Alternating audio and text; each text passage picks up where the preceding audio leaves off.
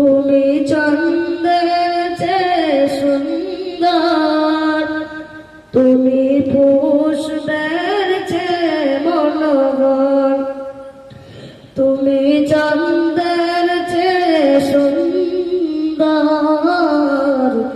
তুমি পুষ্পের চেয়ে মনোহর, তুমি পাহাড়ের চেয়ে অবিচল, তুমি মেঘের চেয়ে মঙ্গল, তুমি হরিণের চেয়ে হুঁশিয়ার,